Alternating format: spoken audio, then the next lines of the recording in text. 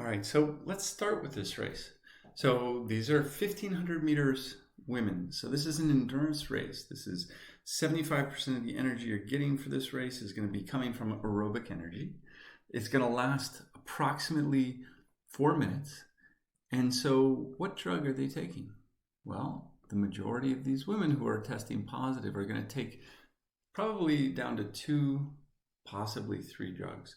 The first one is anabolic androgenic steroids.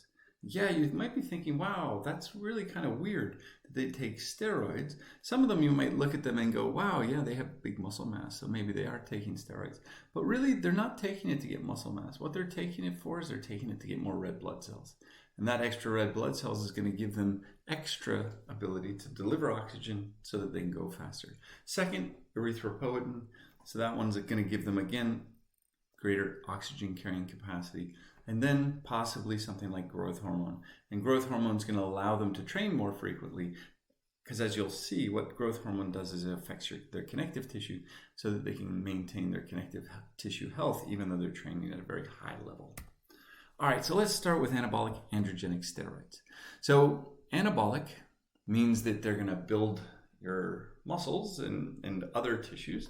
And androgenic means that they're going to andro, meaning male, genic, meaning create. They're going to make you male. All right? And so basically, they're androgenic because of their interaction with what's called the dihydrotestosterone receptor. Normally, there's an enzyme that converts testosterone to dihydrotestosterone.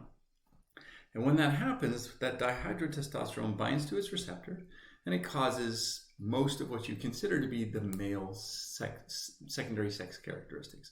Receding hairline, big muscle mass, they cause like the Adam's apple to become more prominent. They have a lot of these secondary sex characteristics.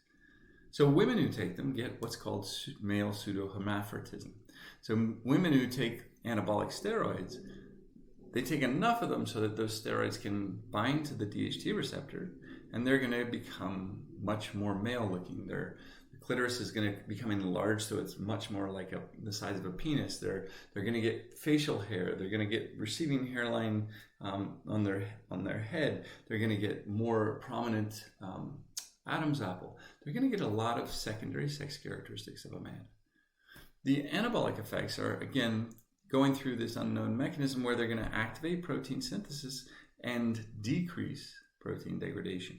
So the result is, again, if you go back to this analogy with your bank, if you are activating muscle protein synthesis, that's like making more money.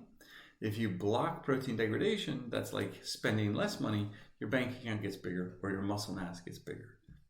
Okay, so what does this look like? So the anabolic androgenic steroids and protein synthesis. So if we look at oxandrolone, which is an anabolic steroid, basically what you can see is from control to just taking oxandrolone for 4 days. It's very similar to the effect that resistance exercise has. So resistance exercise increases muscle protein synthesis, and oxandrolone increases muscle protein synthesis. So that's the first thing. So we're going to make more protein. The second thing is that if you look at how they react with cortisol, so normally cortisol is this catabolic hormone. It's associated with breaking down muscle.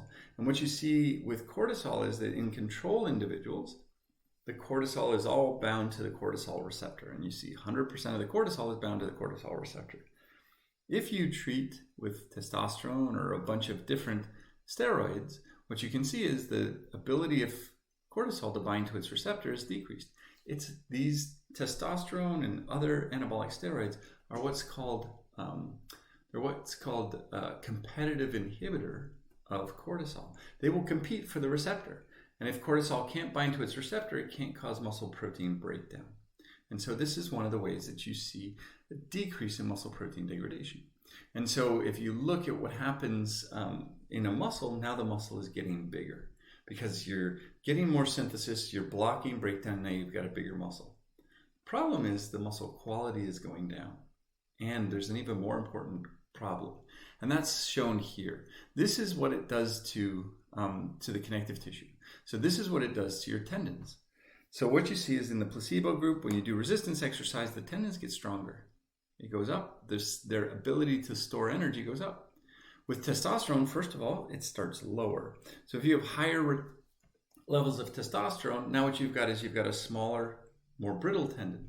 When you do resistance exercise, whereas in the control group it went up, in the testosterone treated group it actually went down. So stiffness and strength of your connective tissues actually go down when you take, this is thiazolol, another kind of anabolic androgenic steroid. And basically what it does is it decreases the stiffness and it decreases the strength of your tendons. So now you have a big muscle, because you've got more protein synthesis and less breakdown, pulling on a little tiny tendon, and a little tiny tendon that can't store very much energy. So what happens? Your performance goes up really high in the first, say, 6 months after you start taking testosterone. You get this really big increase in performance, and then what happens is that your muscle is big and strong, your tendons are small and weak, and you start tearing your tendons off the bone. And as a result, you get all kinds of muscle and tendon injuries. And what happens to your career is your career comes up and then goes through the floor. And there's a lot of statisticians who can go back into Major League Baseball players' statistics and actually definitively say, without a doubt, that certain individuals were taking anabolic steroids during the big heyday of anabolic steroids in the late 90s. So what you can see is the performance of these individuals went way up, and then it dove straight down, and basically most of them were out of the league after a very short period of time. So you can actually see these things happening in real time. So what anabolic steroids do, they give you more red blood cells, they make your muscles bigger because you get more synthesis and less degradation, but you're pulling on a really weak tendon, and so that's going to lead to really big problems. So what happens, like, do we need testosterone in order to get stronger? And this is one that I've already shown you, is if we take males and they do resistance exercise, their strength goes up by 36%. Males have 10 times more testosterone than females. When females do resistance exercise, their strength goes up by almost 60%.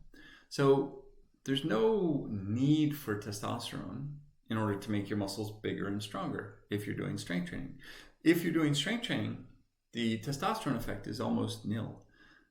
It doesn't set your strength training adaptation. What it does is it sets your baseline. And you can see that here, our females are much weaker than the males at the starting point. Some of that's sociological. They're not encouraged to lift weights. And others of that, and the other part of that is that there's a physiological component, where the physiological component is that the testosterone allowed them to gain more muscle mass during puberty. They are anabolic androgenic steroids. So this is one of at least 3 people who's known to do this. During the Cold War, the German Democratic Republic, or East Germany, took, as we talked about previously, they took the Olympics as a way to show the dominance of the communist way of life. The way that they did that is they pushed a state-sponsored doping program where they won 69 gold medals over 3 Olympic Games. The majority of those Olympic medals were won by female athletes like Heidi Krieger here, and there's since been opened the records and shown that most of these athletes were, unbeknownst to them, being dosed with anabolic steroids. Now this is happening since the kids were very young, since they looked like they were, oh, that's a big, strong young woman or a young girl. Now what we're going to do is we're going to put them onto a steroid regimen. What's going to happen is as they're going to grow, they're going to get even bigger. They're getting it through puberty. Now you get this big muscle mass that you associate with men. Now those women are going to compete at a very high level when they get to be full-aged women. The only issue is that when you have exposure to testosterone during puberty, testosterone also plays a role in the brain. It increases aggression, it increases all of these things. And for many people, it had them change how they thought, to the point where they identified with being male. And so Heidi is one of 3 that we know of East German athletes who has since gone on to perform a sex change operation because, and here she is as Andreas Krieger, because he always felt like he was male because the sex hormones that they were giving him from a young age made his brain develop a brain of a man, not of a woman. So there's a lot of different things that can happen. The number one thing, the most common thing with anabolic steroids is they cause cardiovascular disease and early death due to cardiovascular disease. But if you take them early enough, yes, you're going to get bigger muscle mass, but you're also going to identify as a man.